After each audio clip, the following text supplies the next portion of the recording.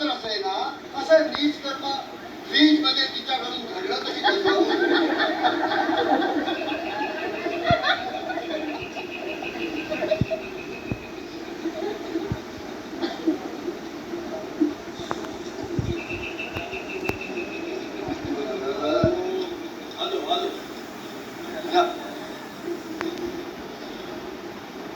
अप्पासाहेब आहेत का? हो आहेत ना. कारलेकर अजून आले नाहीत ना? नाही, आमच्या बरोबरच क्लब मधून निघाले. येतच असतील एवढे. नमस्कार अप्पासाहेब. हो नमस्कार. खरं म्हणजे तुम्हालाच भेटायला आम्ही आलो होतो. वा वा वा या ना या. Thank you thank you.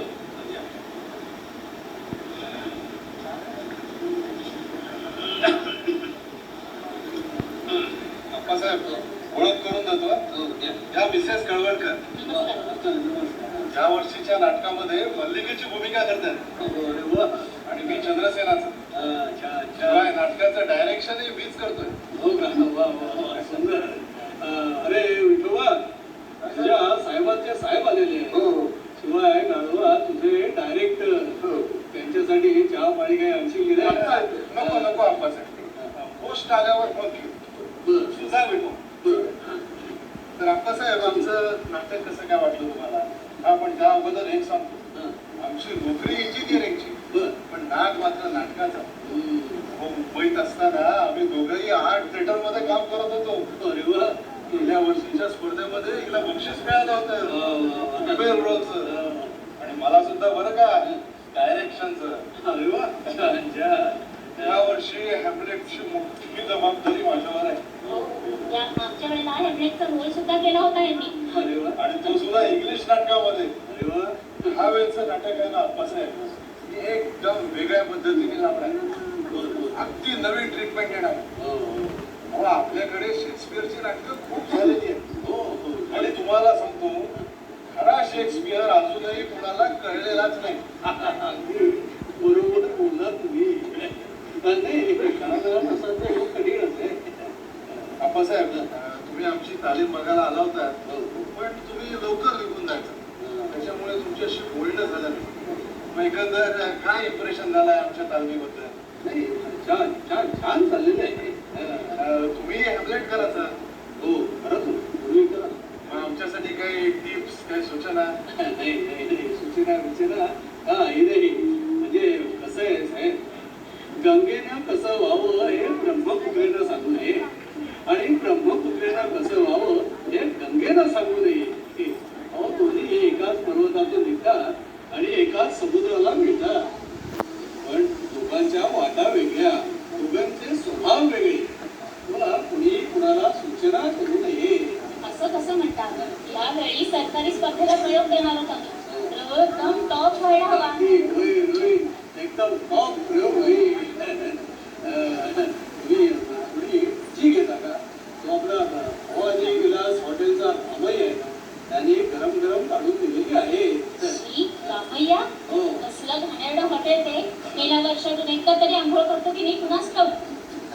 ते मलाही ठाऊक नाही पण तुझी करतो आणि उत्तम करतो. अप्पासाहेब मला वाटतं आमची तालीम तुम्हाला आवडलेली दिसत नाही. अगदी तसं काही नाही. मग आमचं स्टेज क्राफ्ट समजलं असेल तुम्हाला.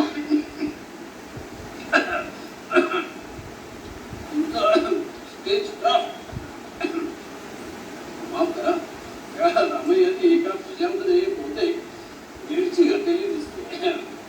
नाही स्टेज क्राफ्ट वगैरे सगळं उत्तम आहे पण प्रश्न एवढाच आहे की पात्राची भाषण लक्षात येत नाही.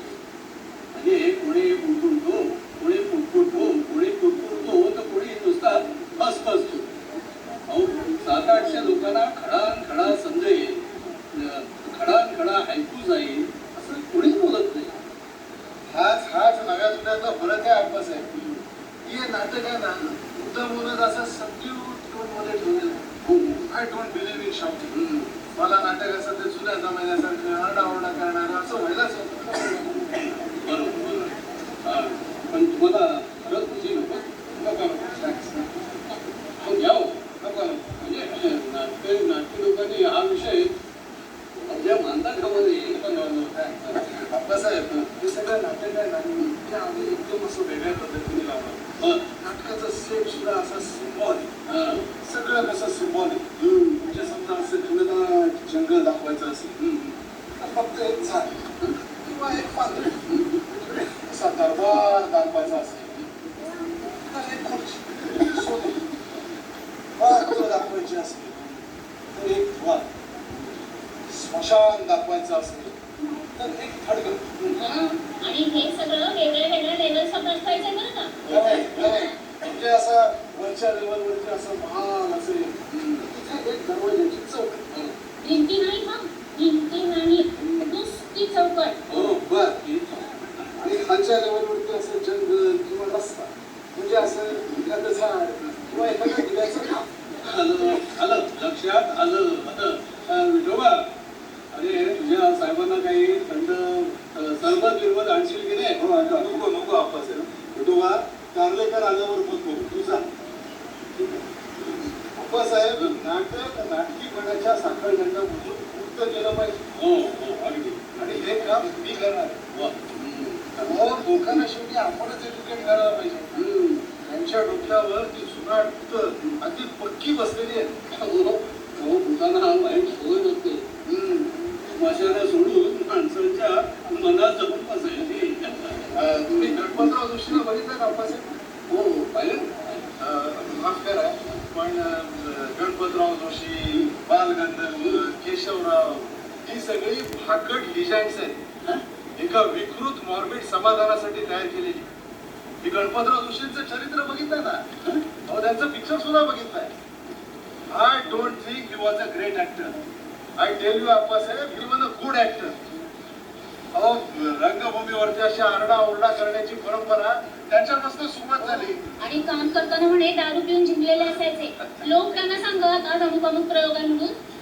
नाही, मी म्हणतो गणपतराव दारू ढोसून काम करत असतील, नाही तर गांजा ओढत असतील. तो प्रश्न कौर. कलावंताला असल्या गोष्टीसाठी क्षमा केली पाहिजे. पण आप्पासाहेब, माझी सहनशक्ती संपली. चालते भाई तू, एका क्षणात चालते व्हा. गणपतरावांना क्षमा. चालते भाई तू. आप्पासाहेब, अप्पा अप्पा हे काय सांगलं तुम्ही? हे घर माझं नाहीये, मला ठाऊक आहे. तरी सांगतो, चालते भाई तू. माझ्या आकाशाच्या प्रत्येक तुकड्यावर गणपतराव नावाचा शिक्का आहे. त्यांच्याविषयी हे असले शब्द. चालते भाई तू, चालते भाई तू. चला क्षणभर थांबू नका इथे. साहेब, मी विनंती करते तुम्हाला. साहेब, oh idiot, I'm not going to tolerate this. Karlekar, I'm not going to tolerate this. गाडीने चल. साहेब साहेब ऐका जरा. साहेब साहेब